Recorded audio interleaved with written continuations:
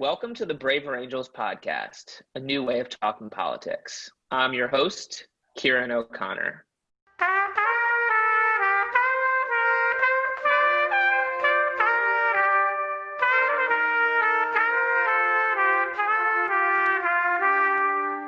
It is Thursday, September 3rd. I'm coming at you live from New York City. I am joined today by Bill Fry. Bill Fry has been with Braver Angels nearly since the beginning. He's retired military, a Tea Party supporter, a business owner, and somebody who's launched a bipartisan project on campaign finance reform called No Ballot No Buck. I'm here today talking to Bill Fry as part of our 2020 campaign, in which we are talking to Americans across the political spectrum, and in the month of September, focusing on conservative-leaning Americans, to give them a chance to come and talk about their politics and also why they believe in Braver Angels. So, Bill, thank you for coming on the podcast. It's a pleasure to talk to you. Well, thank you for having me. I appreciate that offer. It's my pleasure. So first, Bill, just tell our audience a little bit about who you are, where you grew up, and where you live now. Okay, well, my father was a Marine, and so I grew up as a military brat. I lived all over the United States and also in Japan and Hawaii. And Hawaii is part of the States, but it's a different part. By the time I'd graduated high school, I had been in 9 different schools. And then after I graduated high school, I went into the Marines and spent 20 years in the Marines. And along the way, met my wife in Japan. So my wife is from Japan. And I retired in 1997 from the Marines. I did a short stint with GE as a engineer and supervisor, and then me and my wife in a roundabout way ended up getting involved in the purchase of a dental practice. And so I've been doing that since 2002, and we're nearing the point where we're going to be selling that business so we can retire. And basically it's been a While you're in the military, you're not allowed to be involved in politics. You can't even have a bumper sticker on your car. There's no discussion of politics in the military. So I wasn't really into politics when I was in the military, but my values were very conservative then, and they still are. They still remain very conservative to this day. The thing that woke me up the most, and I realized that we needed to be involved, was 9/11. And what is going on that around the world and with our politics, that people were coming here and flying airplanes into buildings. And that was a big eye opener for me.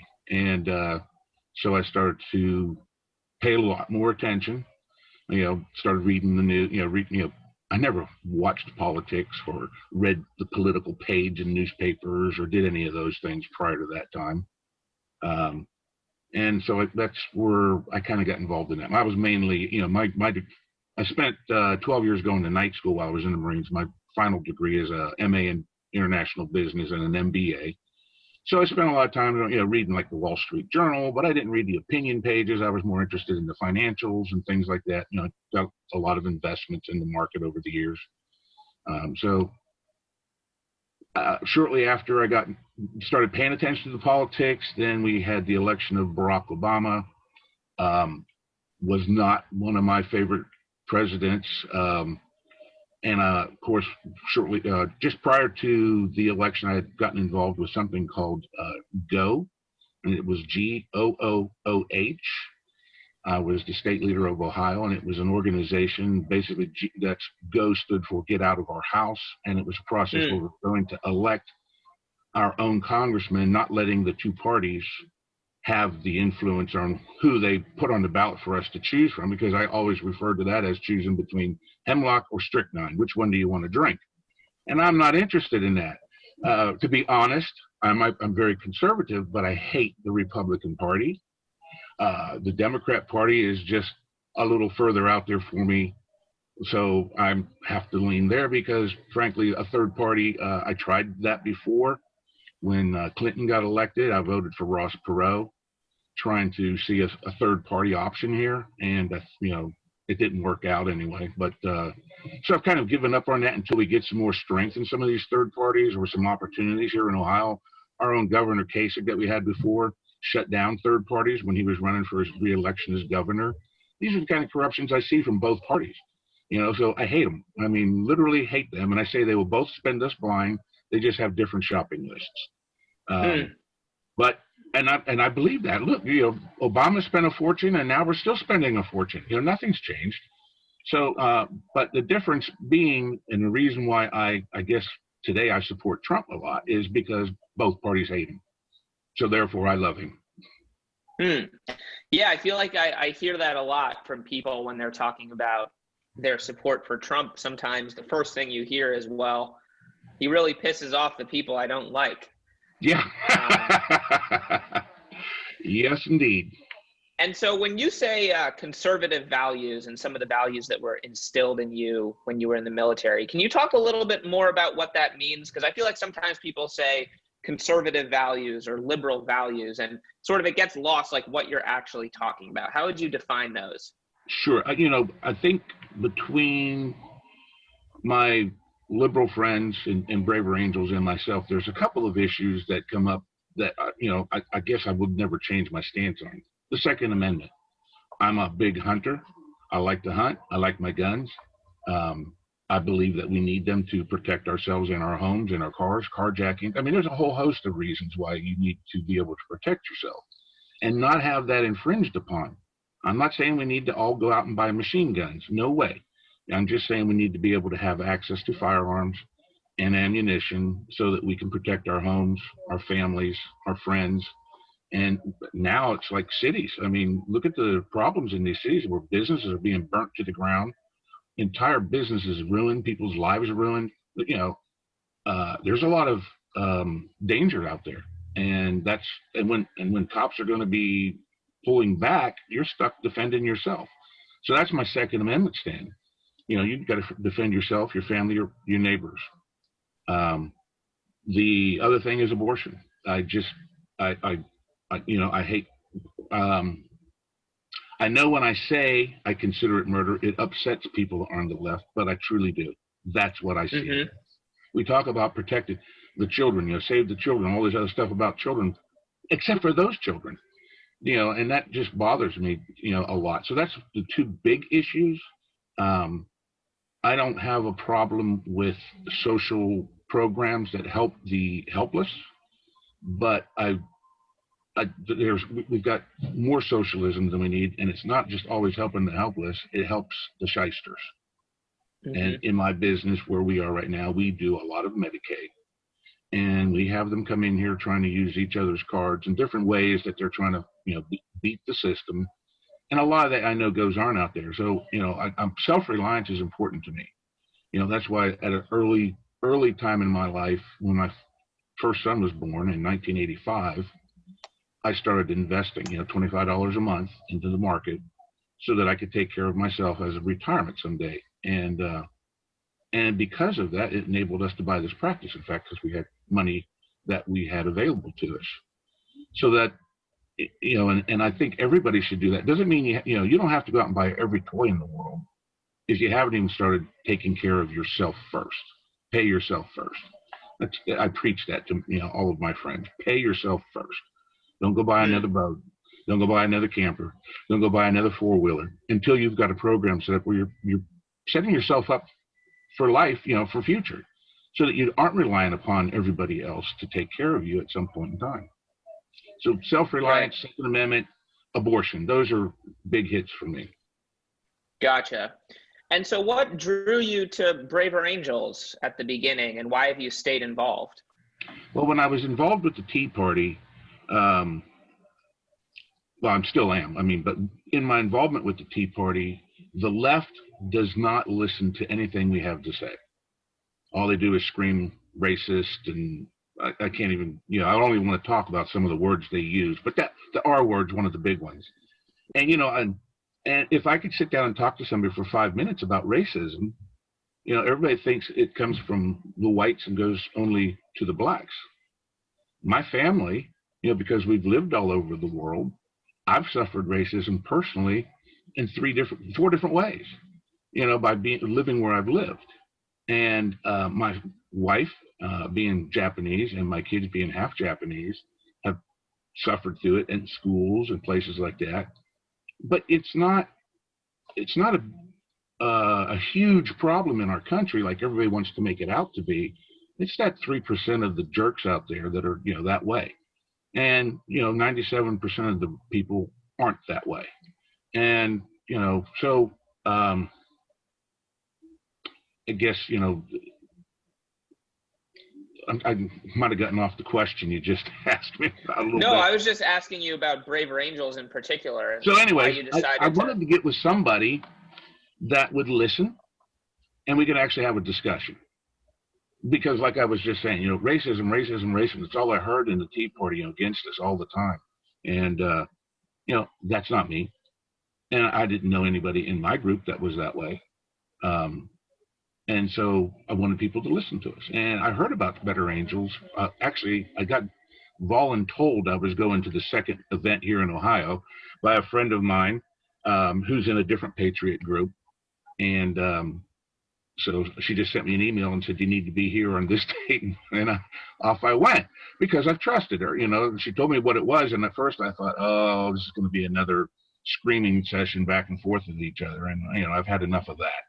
So, but I went, and it took me a little while. I probably went to 3 or 4, maybe 5 meetings after we did the initial training sessions and stuff before I felt comfortable to really open up and talk to people. I didn't want to tell anybody I was in the Tea Party. I figured that was going to lead to just back to the hatred stuff, and I started to trust the people in my group. And then, I've been to 2 conventions and met people there. And this is an organization that's actually working towards depolarizing at least the conversations. I don't know that we've had any change in America yet, because this present situation we're having right now, I think, is making it worse, not better.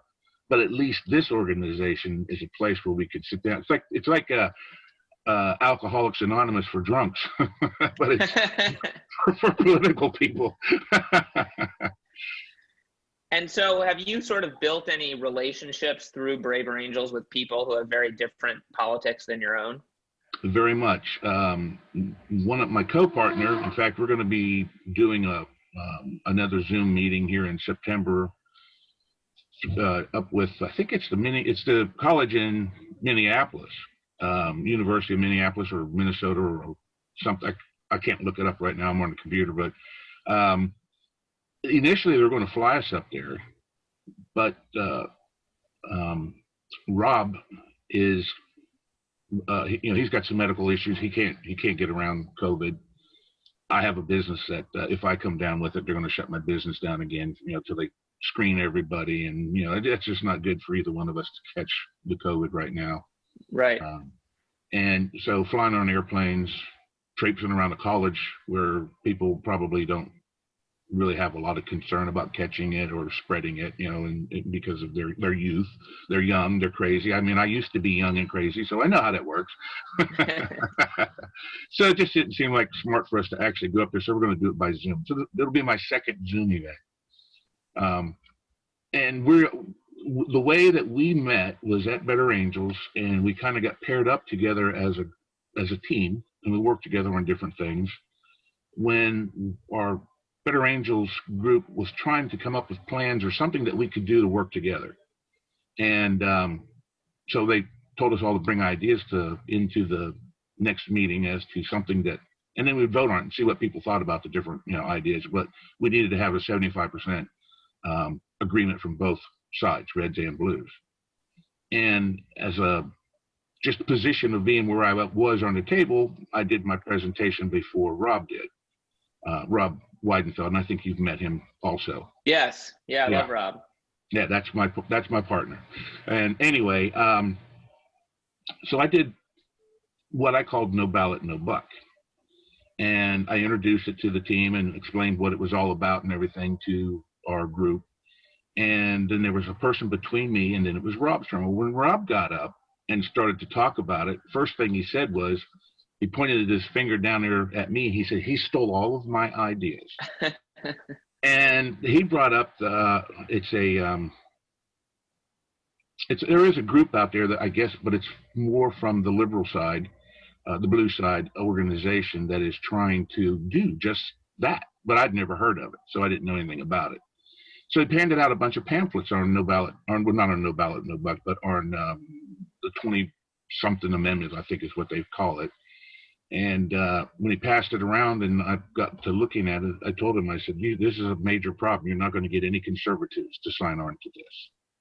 And what you're going to do is chase them away. So instead of getting both sides to agree to this, you're going to have one side agreeing and the other side looking at it going, no, it's a trap. We're not falling for it. And so I started going to it's Move to Amend is the organization name. And because they want an amendment to the Constitution. And I started going to his meetings with him and I started pointing out all their problems. It was very liberal focused. And its endorsements were from very, very, very liberal, extremely liberal organizations and nothing conservative. And they mentioned in there that they could not get any Republican senators or congressmen to sign on, and they were struggling with that. And they couldn't get conservatives to join. So we went to a lot of meetings with his move to Amend, and I got their group to finally realize that you got to be nonpartisan if you want both sides to join in on this. And then at Better Angels, my no ballot, no buck idea, he took that up, and our group is now running with that. But this COVID thing has kind of messed us up for the time being. And so what are the basic principles of no ballot, no buck? In its most basic form, it boils down to when there's an election and all these politicians are running around trying to get money from people, if they can't go get money from somebody who can't actually vote for them. So in other words, if a person isn't on your ballot, you cannot give them money. So let's just, and I'll pick on the Koch brothers and George Soros, because most people will, pit those two against each other, the left and the right. They give money to a whole lot of politicians all over the United States and a lot of causes. And what they do is they are changing elections in areas where they can't vote, but they want to determine who I get for a state secretary of state, or who I get for a governor, or who my congressman or senator is. And they don't even live in Ohio. And that's not right. And it should be the people in Ohio who make those choices and decisions, even down to the local level. Who's going to be my sheriff? There should be no outside influence coming in here and dumping a bunch of money in when they can't vote for the sheriff. So the only person who should ever give any money to any politician should be the voters who can vote for that politician. And that means even the parties shouldn't be out here dumping a bunch of money into the elections. If they want to run their conventions and things of that nature with money, that's great. I don't have a problem with that. But when they start putting money out and deciding who's going to get elected because they've got the money, then they're messing with my election and your election and everybody else's election. And that keeps the lobbyists out from affecting our election by dumping a lot of money into the politicians' pockets. We have technology now. I've never used Zoom. My first day. This is my first time using Zoom. But it's emails, it's Facebook, it's Zooms, it's web pages. That's how politicians can get all their messages out, and they don't need to put 600 election campaign messages on my TV. So every time I'm watching TV, I have to listen to the dirt being thrown back and forth between the two, to the people who finally get into the runoff. And that could all be eliminated and make them go and put stuff on a web page and say, this is what I stand for, and this is what I stand against. And it's their words coming out of their mouth. And we would be able to look at facts, not smear tactics. Right. Because they didn't have all that money. Yeah, it makes a lot of sense to me. So is it the hope of you and Rob that you can get enough bipartisan grassroots support and then bring it to political leaders to try to apply pressure to get laws changed and amendments passed? It does require an amendment to the Constitution. It does require that, because if you make a law, it'll just be shot down. Like when the Supreme Court came out and said money is free speech. And now there's even more money dumping into politics. So you can't just make a law. You have to write it into the Constitution and say, this is the way our elections are going to run from now on. This is what, because that money is corrupting our politicians. And it's also polarizing everything. When the people on the far right dump a bunch of money into a candidate, his stance, where he claims he believes in, is suddenly on the far right because he wants that money. And it's the same with the left. The people on the far left, they move to the far left because that's where the money's coming from. And that becomes very polarizing because that's all they talk about now. And so until we can literally change that, until we change the politicians, we're not going to get this country to not be so polarized. And, so the media and the politicians are the two worst parts of this. The media, if the politicians were being led by their constituents, not by polarizing agents, then we would probably find that our country would come back to the middle, at least with the politicians. The media, I don't know what it will take, to work with them. You've got both sides. People still going to listen to that, but they actually are just talkers. They're not the ones that are the doers. So they would become insignificant, I would think, at some point in time compared to what, the constituents telling their politicians what we want. Right. And that's something that we're hoping to do with Braver Angels Media and the Braver Angels podcast is kind of create our own media that can be an alternative to, what you get on MSNBC or Fox News or wherever else. Yeah. One other thing I wanted to ask you about, so you mentioned President Trump before, and I think one thing that liberals have trouble with is, they might acknowledge, okay, well, I'm always going to have certain disagreements with conservatives about guns or abortion or the economy or whatever else, but they have sort of a intensified opposition to Trump because they feel like he's intentionally dividing people. He's using rhetoric that sort of, has his people against like the enemies, whether the enemies are the media or the deep state. So when you're thinking about President Trump and sort of what he represents, and then also thinking about, Braver Angels and what we try to represent in terms of bringing people together with honesty and respect and all of that, how do you feel like Trump plays into that? Because sometimes when I look at Trump, I'm putting aside all of the, the politics and the issues, but just sort of his approach sometimes to me seems like he wants to divide people, whereas we're trying to bring people together. So I'm wondering how you sort of think about Trump when it comes to polarization. I think the media inserts that polarization in there with their comments, distortions that they put in there. I don't like a lot of his tweets. They're rather harsh, but if you look at what the media, and all you got to do is watch any riot or peaceful protest or anything on TV, the words they're using and the terminology and the violence, I don't want to say the violence, but they use some very harsh words. And so I think, that's become kind of almost a part of our culture, and it's not good.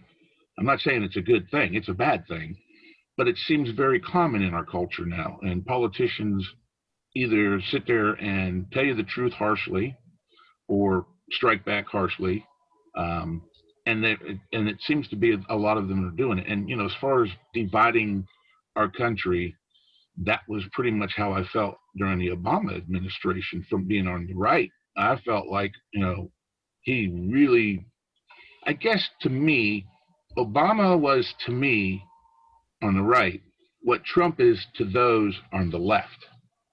We have got, the pendulum has swung from far left to farther, to the right in a way, and it seems like that always seems to happen. We swing from left to right, and hopefully we can get it settled down somewhere more into the middle. But I don't think Trump's as far right as, I think the media tries to portray him, because some of the stuff that he has already, brought out, and, we've now have new regulations and things like that. But some of the things he's done are very moderate. and has upset some of the people on even on the right, Mm-hmm. But overall, I'm satisfied with everything that's going on. I'm not satisfied with the division. I'm not satisfied with the media portrayal of him or the attacks that they have.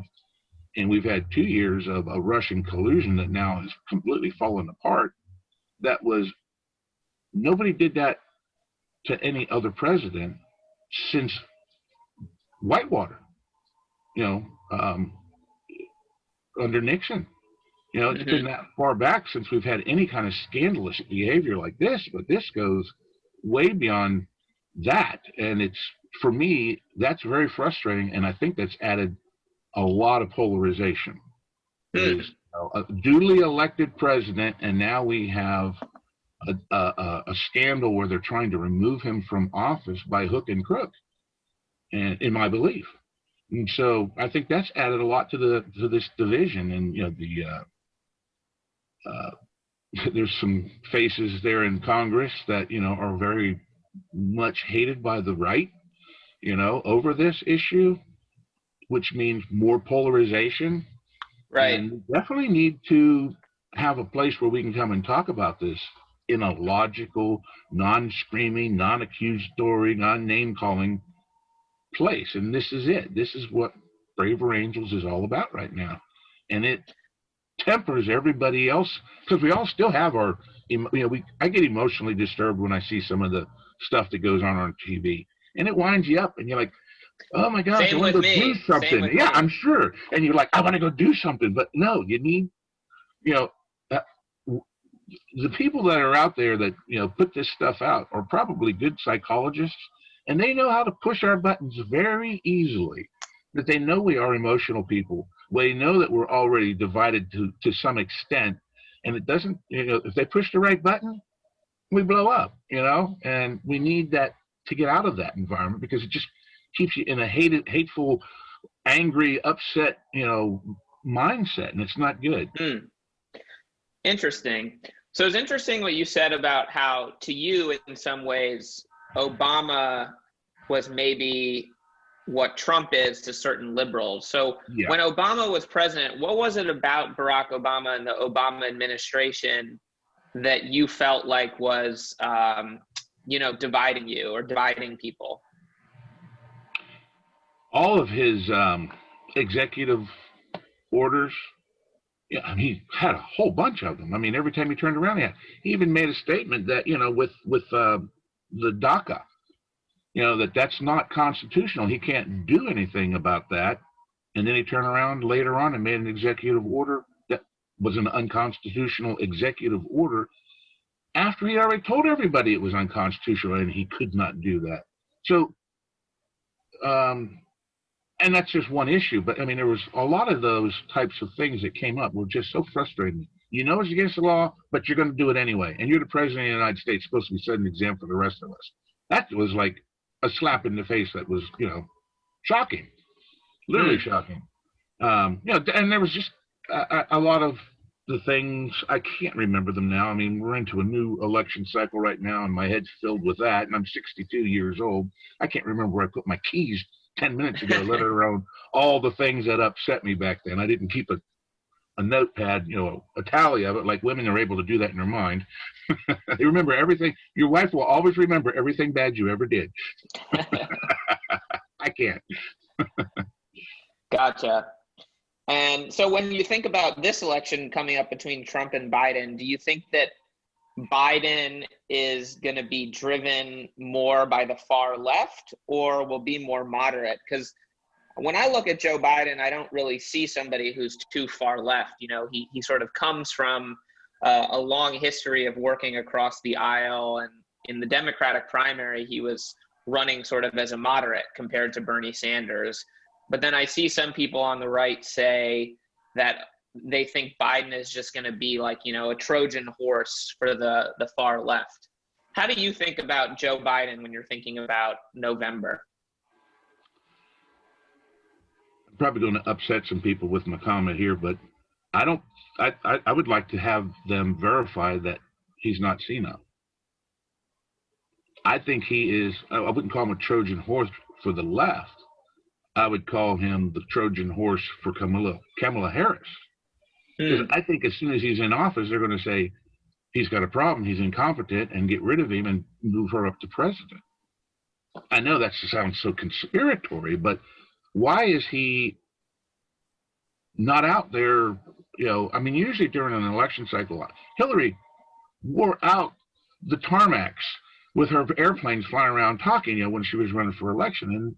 And he's hiding in his house and acting as if the COVID virus is the reason for it. But he could be on Zoom with all the different news agencies every single day, doing town halls or anything. But the fact that he doesn't want to talk to people just tells me that he does have a problem, a senility problem, possibly. I'm not sure what it is, but he's got something going on, I believe. And that's, and that nobody wants him to be seen, and, his handlers or whatever don't want him in public, to where more people will start to take notice of that. And so I don't think Biden's being, I think he's just there to get whoever was the vice president into office. And I know that sounds like I got a big tinfoil hat on, but that's just, my thoughts. No, I mean, that makes sense to me in some ways. I definitely think there's a concerted strategy among the Biden campaign to limit his exposure, because I think they think, well, let's let Trump go out and be Trump, and Trump's going to turn off enough moderate people that they're going to vote for Biden. So I think it's an intentional strategy, and we'll see what happens in November. I think the Biden campaign, too, believes that the Trump administration has really kind of bungled the handling of the coronavirus. When you look at the United States in terms of the amount of people that have died compared to other countries like Japan or Germany or, other Western democracies, the United States has way more deaths. And so I think Democrats will argue that, the Trump administration didn't really listen to the experts early on. And then I think sometimes conservatives will say that Democrats are just using that as a political weapon. Where do you come down on that when you think about the coronavirus and how the United States has handled it? When you look at the fact that realistically, tens of thousands more Americans have died than any other country. Well, I guess I believe that the Chinese continued to allow people to fly here left and right until Trump shut that down. And of course, if you look at the news, you'll see that Biden and Nancy Pelosi and other people called him all kinds of terrible names for turning off the airplanes flying from China to the United States.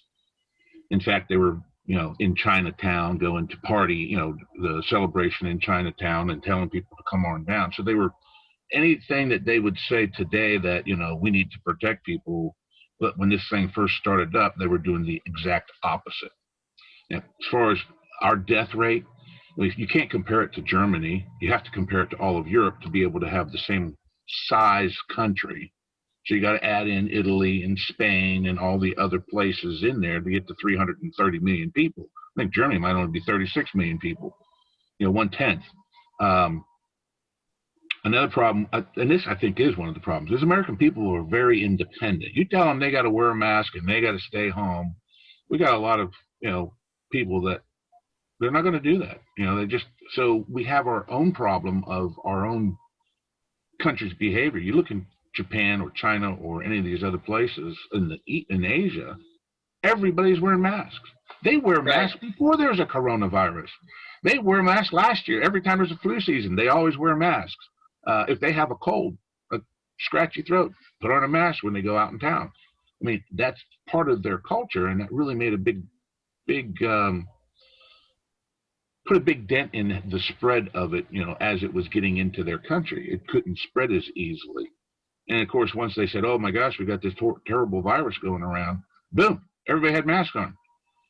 You look in China, and this was back in January. I was watching the news. Well, we watch Japanese news at my house on my, Japanese TV on satellite from Japan, and watching that and looking at everybody that was wearing masks in Japan, Korea, and China, because that's a lot of their news just covers that, the Far East. I told my wife, I said, you better order a bunch of masks for our dental office, because that's 1.2 billion a day being used up just in China alone. So there's going to be a shortage of masks, and we bought some for our dental practice, thank God, because now when COVID hit and everybody was having these problems, the price of what we paid for 50 masks was $2.99. Now it's $40.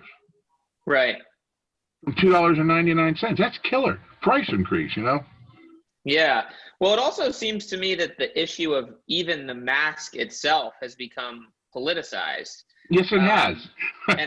Because I think, for a long time, Trump was basically, the public health experts were saying, please wear a mask, please wear a mask.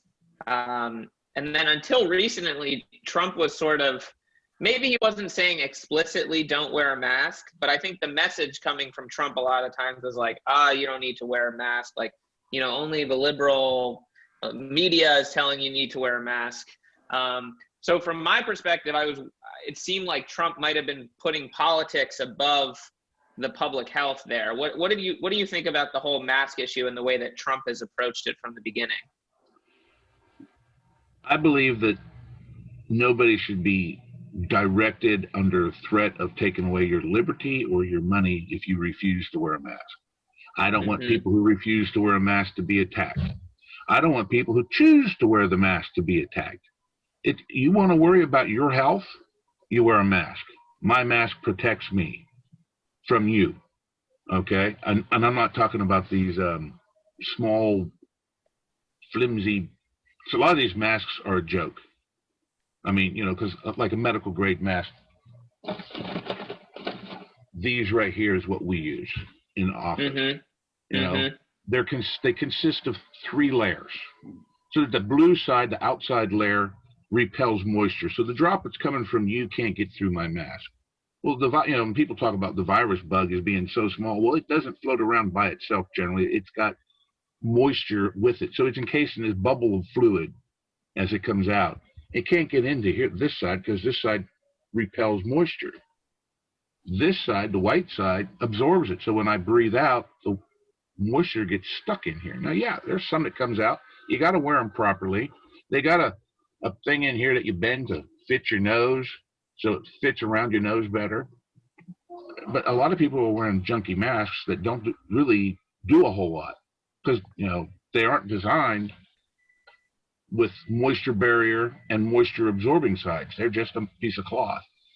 And the people that are wearing those and acting like they're doing the right thing, a mask is not a mask is not a mask. It's that simple. I do think that Trump, and I know for a fact that, or not the attorney, the Surgeon General, when this first started, said, don't wear masks. They don't do you any good. And I thought, what is going on? That doesn't make any sense. We need to be wearing masks. I believe we should be wearing masks. But again, I'm not attacking anybody. It's not going to. I'm going to protect myself with my mask because I got a business to take care of. I get patients that, come through here. And if we are shut down, they're not going to be getting seen. And that's not good for, you don't hear of too many people dying from not going to the dentist, but it does happen. There's an infection that gets into their brain and kills them. So there is need for it. Trump, he didn't wear masks. He went around without wearing a mask, but I'm not going to condemn him for it. Like I said, I don't think anybody should be condemned for it or against it. Personal choice. Same with vaccinations. I get a vaccination from something, I protect myself. You don't want the vaccination, maybe for your little kids or whatever, they're not protected, but my vaccination protects me. So I took care of myself. Well, I think the idea too is that the masks aren't just protecting you, they're also protecting other people. Because if you're sick and you don't know it and you're wearing a mask, that might stop you from, potentially infecting other people. As long as it's a good mask. Those masks that a lot of people are wearing, they're a waste. They're not protecting the person wearing it or the people around them. It's like wearing a stocking. It's a big screen. Like the screen. Screen off your screen door, stick it on your face. It ain't doing anybody any good. It's all for show. But I see a lot of the politicians wearing those kinds of masks, and I'm like, they're not. That's not helping. But if so you're seriously concerned. Where do you draw the line when it comes to the government telling you what you can and can't do? Like, for example, we have laws against drunk driving because if you drink and drive, you could kill someone else. I don't think personally that we should have a law that says that you should wear a mask, but you can kind of see the spectrum where there are certain laws that the government makes because they want to protect other people from your actions. Where do you sort of where do you draw the line there? If the person that's going to be hurt is you and you only, then I don't think there should be a law there. Mm-hmm. Now, if the person, like you look at people that ride motorcycles without helmets. I wear a helmet when I ride a motorcycle. But, I understand people say, I don't want to wear a helmet because I can't see, it blocks my vision, it makes it more dangerous for me from cars coming from either direction, and I, fine, okay, you're gonna kill yourself is what's gonna happen. You're not gonna kill a whole bunch of people. Seatbelt laws, they protect you. That doesn't protect the pedestrian you run into. Right. So a seatbelt law and a helmet law are laws that we have to protect the individual, not the public. And I'm not real keen on those,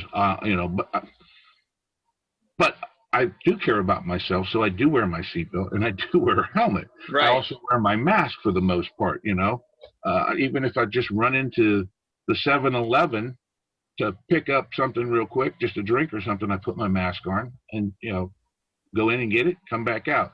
There's been a few times where, I left my mask at the house and my boxes, I have a box of masks or whatever, and a last mask is gone. I'll take the risk that one time. I'm not going to take it all the time. Mm-hmm. I just, but as far as protecting the other people, if we're really going to do that, then we need to get rid of those masks that are not doing much. Mm-hmm. Not put on a fake mask, basically. You right. can't have a fake seatbelt or a fake helmet or whatever. I don't like forced vaccination. I don't like that. I think that there are absolutely some parents should have that choice for their children. And when children turn 18, they can go get all the vaccines they want. If that's what they want. But my vaccine protects me from your not being vaccinated, is how I see it. So I don't right. see that as the big threat to the public as we would not allowing everybody to walk around with a machine gun or grenade launchers. I mean, those are types of things that I understand why that's not, just can't walk around with those. You got to be very well vetted to even get a machine gun license, and it costs a bunch of money. So, and I don't know anybody that has the tanks and grenade launchers that they have ammunition for. So obviously we have to have some public safety.